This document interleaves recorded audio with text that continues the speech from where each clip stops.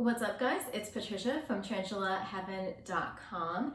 If you are new here, welcome. I talk about tarantulas, tarantula observation, things about my own tarantulas, anything related to tarantulas, I talk about it every Tuesday for Tarantula Tuesday. So if you're into that, please consider subscribing. And if you are back, thank you so much for being here. I hope that you enjoyed today's topic, which is how to respect your tarantulas, and is a discussion about ethical keeping. You guys know that I'm really passionate about all different forms of ethical keeping and ethical conversations when it comes to tarantulas. Maybe that is just the therapist and the social worker in me, but I really think that this is important. I think this is particularly important to talk about because the tarantula hobby is growing so fast, and that's a great thing.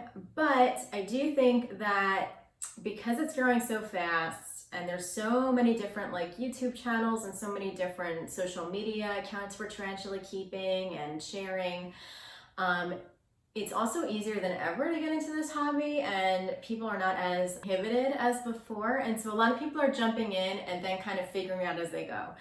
And while that is certainly a way to learn, we want to be really careful with that because these are live animals, and so we want to make sure that we're being respectful and careful as well. I think that videos like this can kind of help newer tarantula owners or wannabe tarantula owners get a bigger idea about what they're getting themselves into. Because not all of us spend lots of time doing research, and some of us get into things really fast. And so I just like to put more information out there. So there are quite a few different areas when it comes to tarantula keeping and ethics. Like for example, some are crossbreeding, importing, and the whole wild caught versus captive bred discussion.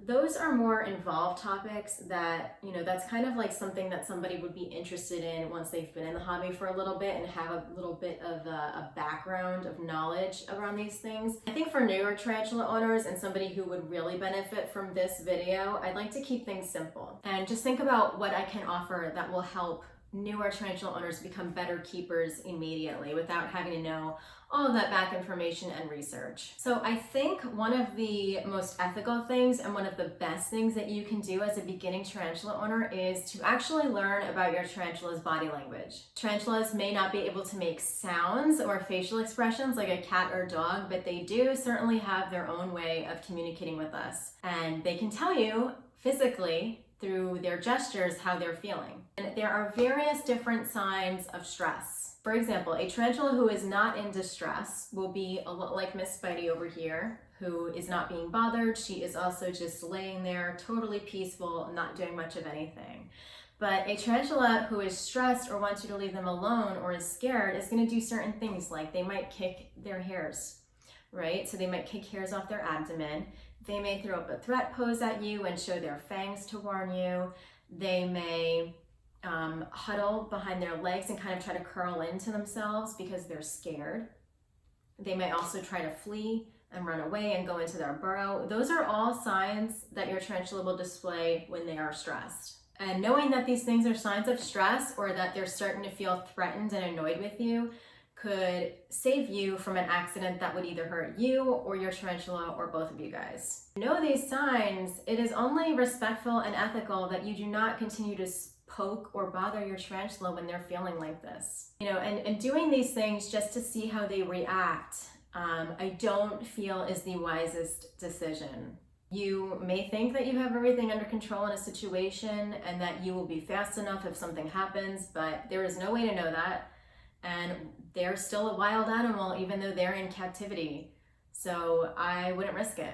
I'm thinking that if somebody was continually poking and bothering a cat or dog who was showing clear signs of distress, that would be considered harassment or abuse. And I feel like just because tarantulas maybe do not have the standing in society that those kind of animals do, it's not really a big deal, but I think it is. I think that no creature should be abused or harassed. And tarantulas are very easy to stress out.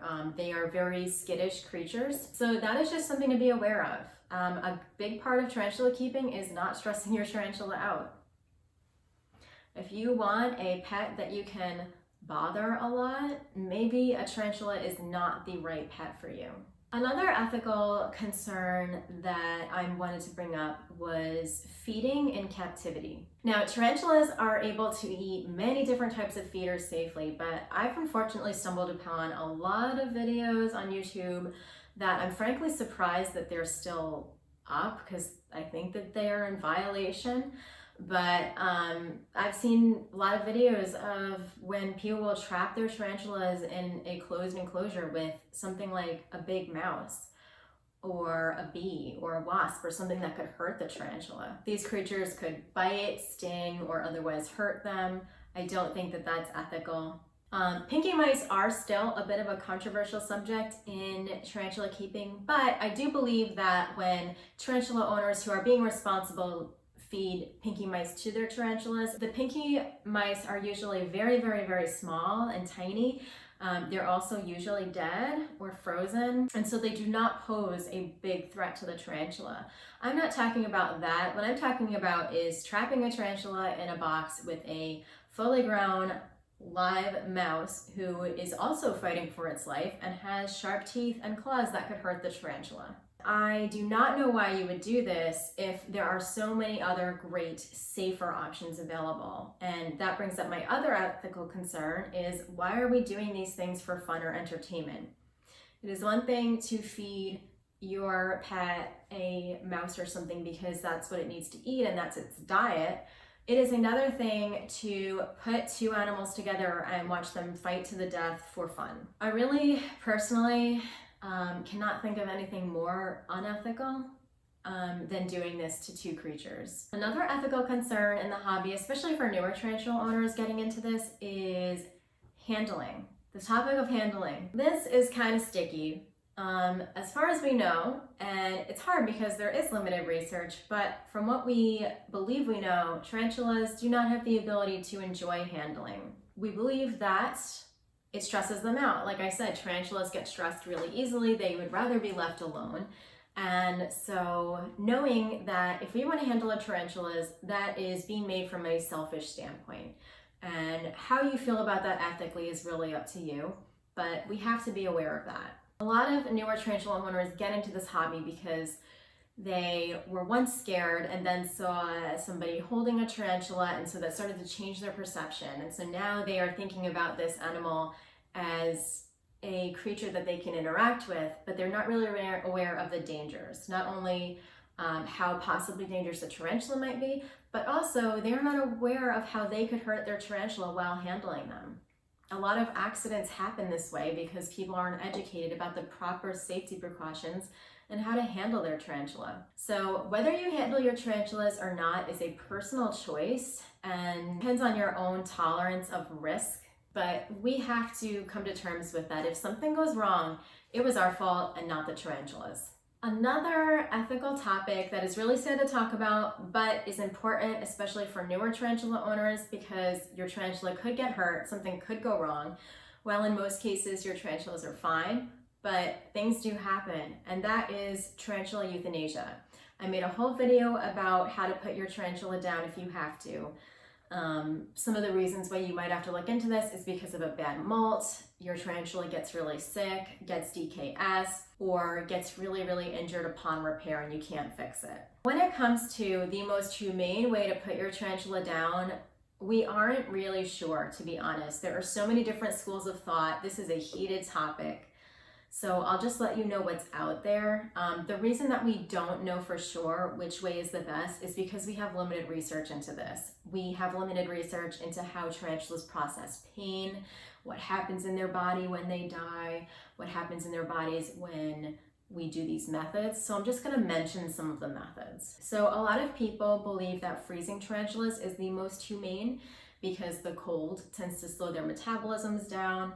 However, a lot of people also disagree with that. They will say that the freezing is actually incredibly painful and they feel every second of that. So some people who believe this thought might think that using blunt force, like, squishing your tarantula really fast or something like that, might be the most humane way because it's fast and painless. So that's another school of thought. Other people believe that using carbon dioxide to put your tarantula down is the safest way. Not much information about how that affects the tarantula's ability to feel pain. And yet other people believe that it is more humane to sacrifice a dying or sick tarantula to their other tarantulas, using them as food, just to, like, they believe that that will be also a less painful death than the other options, and also that it has the purpose of sustaining the collection. It's honestly hard to say which is the most ethical option. It really just depends on what you believe and how you think about things. I think they're all pretty gnarly and none of them make me feel comfortable, but this is something that I guess as tarantula owners we have to accept, that there are not necessarily right or wrong ways to do something yet, just because of limited research, and that can be something that gives you anxiety. You know, trying to choose which one, what if my tarantula feels this? Is this ethical? It's kind of a hard hobby because there's not many defined answers. Anyway, welcome to tarantula keeping for any of you who are just starting out. I hope that this gave you something to think about. I think if you take anything from this video, the most important ethical issue and how you can become more ethical in your tarantula keeping is to learn their body language, the first point I made, and to learn how to respect them. That's going to take you a really long way. But you should also be aware of these other ethical issues because there are a lot in this hobby. And many of us are just trying to figure it out and share information with each other because this is a rapidly growing hobby. And many years ago, there wasn't a lot of information out. And now that there is, we're kind of trying to figure it out and add to the pool of knowledge. So I hope this was helpful. Thank you so much for watching. If there are other major ethical concerns in the tarantula hobby, I hope you share them with me below so that I can learn from you guys and you guys can continue to educate each other. Thank you so much for watching, and I will talk to you next week for Tarantula Tuesday. Take care. Bye-bye.